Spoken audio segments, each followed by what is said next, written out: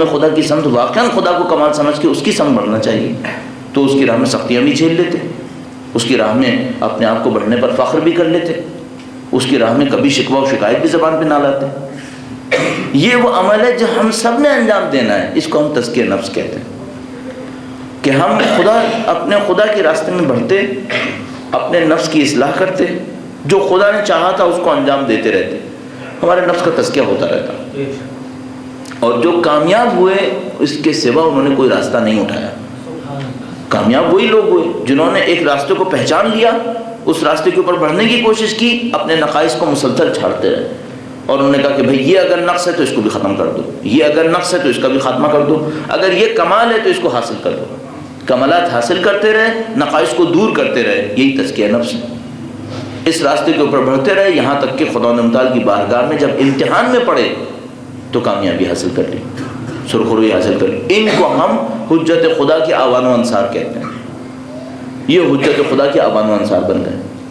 ہم نے سمجھا ہے کہ پچھلے زمانوں میں حجت خدا کی نصرت کرنا بہت مشکل تھا، اس زمانے میں آسان ہے۔ یہ بھی ایک اور خام خیالی ہے جو شیطان نے ہمیں سکھائی ہے۔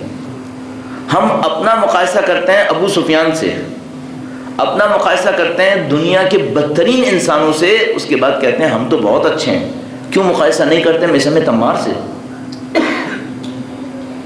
اگر مقایسہ کرنا تھا تو ابو سفیان سے مقایسہ کرنے کی کیا ضرورت ہے؟ عمر ابن سعد سے مقایسہ کرنے کی کیا ضرورت ہے؟ اور مثل تمار سے مقابلہ کرو۔ جس کو کامیاب سمجھتے ہو اس سے مقابلہ کرو نا، جس کو ناکام سمجھتے ہو پہلے اس سے مقابلہ کرنے کا کیا فائدہ؟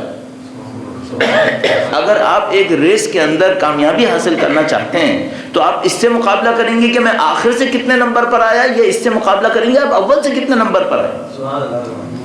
آپ آخر سے تیسرے نمبر پر آئے تو آپ ناکام تو ویسے ہی ہو گئے۔ آپ کہہ رہے ہیں میں ابو سفیان سے بہتر ہوں، اس میں کون سا کمال ہے اگر ابو سفیان سے بہتر ہوں؟ یہ بتاؤ مثل تمار کے مقابلے میں کیسے ہو، سلمان فارسی کے مقابلے میں کیسے ہو؟ وہ تھے کامیاب، باقی لوگ تو ویسے ہی ناکام تھے۔ ہم لوگوں کے ساتھ یہ مشکل پیش آ رہی ہے، اور میں عرض کر رہا ہوں بار بار، یہ جو میں بار بار آپ کی خدمت میں عرض کر رہا ہوں ہم لوگوں کے ساتھ وہ یہ ہو رہا ہے کہ غلطیوں کا گویا ایک پورا بادل ہمارے اوپر چھا گیا ہے، اور ایک آدمی کے اوپر نہیں پورے معاشرے کے اوپر چھا گیا ہے، نتیجہ آسمان دکھائی نہیں دے رہا۔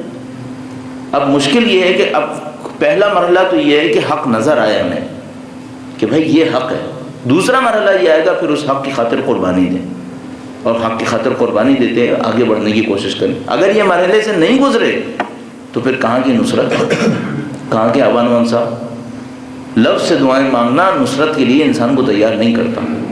جب تک میدان عمل کے اندر ہم نہیں اتریں گے اور اپنے نفس کے ساتھ انصاف نہیں کریں گے جو ہمیں کرنا چاہیے تھا، پھر کہاں کی آوان و انصار کی باتیں ہیں؟ ہاں دعا مانگنے کے لیے میں بھی دعا مانگتا ہوں، آپ بھی دعا مانگنے کہ خدا ہمیں ان کے آوان و انصار میں قرار دے، لیکن یہ ہم جانتے ہیں پہلے بھی آسان نہیں تھا، اب بھی آسان نہیں ہوگا، بلکہ ہم تو اس کے اوپر ثابت بھی ہو سکتا ہے، یہ اگر تھوڑا سا وقت کبھی ہو یہاں پہ میسر نہیں ہے فی الحال، یہ ثابت ہو سکتا ہے کہ اس دفعہ جتنا نصرت کرنا سخت ہوگا پچھلے 10,000 سال میں بھی اتنا سخت نہیں تھا، اس دفعہ پچھلے سے کہیں زیادہ سخت ہوگا۔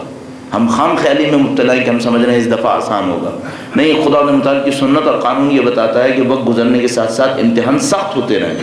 تو جو رسول خدا کے زمانے میں ان کے اصحاب نے امتحان دیا اس سے کہیں زیادہ سخت حجت خدا کے موجودہ زمانے میں آوان و انصار امتحان دیں گے۔